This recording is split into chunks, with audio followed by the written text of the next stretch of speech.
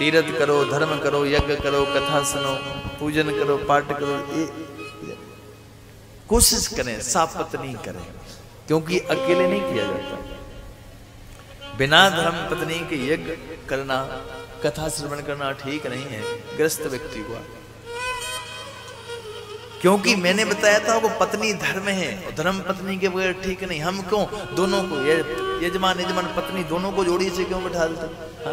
हम चाहे तो ये ना कहे कि एक आज बैठो घर का काम देखो, रिश्तेदारों से मिलो, और एक कल बैठ जाना। बिना उसके कथा नहीं सुनी जाती, तीर्थ नहीं किया जाता, यज्ञ नहीं किया जाता। आपको तो भगवान राम ने यज्ञ किया था तो भले ही मूर्ति बनाई थी, लेकिन बिना उसके नहीं किया। जब भी धर्म करें, तीर्थ करें, कोशिश करें साफ पत्नी करें, और नहीं करते हैं तो समय निकाल कर करें। ऐसा नहीं कि रोज गरम गरम रोटी खाने के लिए तो तैयार रहते हो, रोज सेवा हो, घर के पोंछा झाड़ू के लिए तैयार रहते हो। अरे एक आध साल में कभी तीर्थ भी करा लो।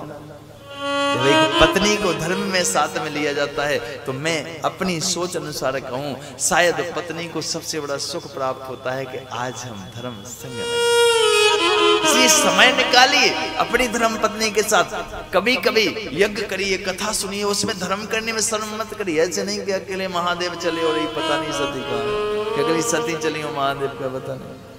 कोशिश करिए, सापत्नी करिए, क्योंकि जब विवाह होता है तो पहले 4 फेरे लगाए जाते हैं, और उसके बाद फिर बैठाल दिया जाता है, फिर 3 बाद में लगाए जाते हैं। क्यों 4 फेरे लगाए जाते हैं? अर्थ, धर्म, काम और मोक्ष में पत्नी साथ में हो, ये कंडीशन पहले फाइनल हो जाए कि पक्का, तब 3 फेरे लगा के विवाह होंगे, फिर 7 बंधन के सूत्र। और कथा तो अकेले सुनी नहीं जाती। कथा क्यों नहीं सुनी जाती? अगर मैं अपनी तरफ से डिफाइन करूं, अगर मैं खुद अपनी तरफ से बताऊं, तो इसलिए शायद शास्त्र हमारा इसलिए कहता है अकेले नहीं सुनी जाती कि कथा का अर्थ है ज्ञान। कथा सुनोगे तो ज्ञान होगा। और तुम कहो अकेले पति ने कथा सुनी और पत्नी ने नहीं सुनी। अब पति तो हो गए ज्ञानी और पत्नी रही मूर्ख, और एक ही घर में जीवन पर्यंत रहना है केर वेर का संग। अब पति को कहना है सीता की बातें करना है कहीं कहीं की, और पत्नी को धुंधली की करना है। अथवा पत्नी ने कथा सुनी और पत्नी को तो हो गया ज्ञान, और पति ने कथा नहीं सुनी जो बेरहे बोई। अब तुमको पत्नी कहे नहीं, स्नान होने के बाद भोजन बनेगा, गाय को रोटी जाएगी, पहले ठाकुर जी को भोग लगेगा, तब मिलेगा, और पति मंजन ही ना करेगा, चाय है ना बिस्तर।